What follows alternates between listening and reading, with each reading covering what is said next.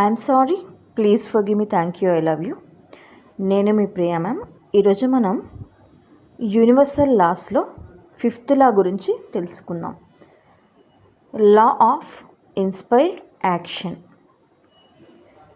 ఈరోజు మన life transform చేయడానికి చాలా ఇంపార్టెంట్ అయిన ఒక లా గురించి మాట్లాడుకుందాం. That is the 5th universal law, law of inspired action. ఈ లా ఆఫ్ యాక్షన్తో క్లోజ్గా కనెక్ట్ అయి ఉంటుంది. బట్ డిఫరెన్స్ ఏంటి అంటే, లా ఆఫ్ అట్రాక్షన్లో థింక్ చేయడం ఉంటుంది, కానీ ఇన్స్పైర్డ్ యాక్షన్లో యాక్షన్ కూడా ఉంటుంది. Let's understand in depth. ఓకేనా, డెప్త్గా తెలుసుకుందాం.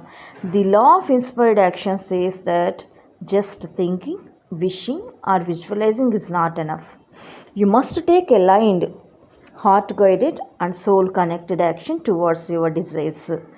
ఫర్ ఎగ్జాంపుల్, మనం ఒక గోల్ గురించి ఇమాజిన్ చేయడము, ఫీల్ అవ్వడము అంతవరకే సరిపోదు.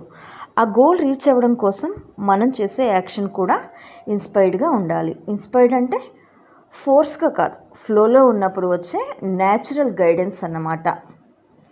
ఫర్ ఎగ్జాంపుల్, మనము ఒక జాబ్ కోసం 100 రెజ్యూమ్స్ పంపించడం అనేది లా ఆఫ్ అట్రాక్షన్ అయితే, ఒక క్లారిటీతో రైట్ కంపెనీకి అప్లై చేయడం అనేది ఇన్స్పైర్డ్ యాక్షన్.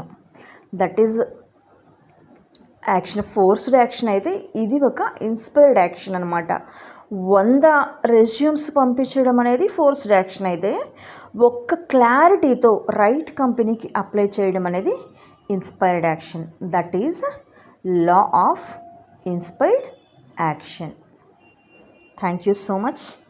ఇలాంటి మరిన్ని వీడియోస్ కోసం నా ఛానల్ని సబ్స్క్రైబ్ చేసుకోండి.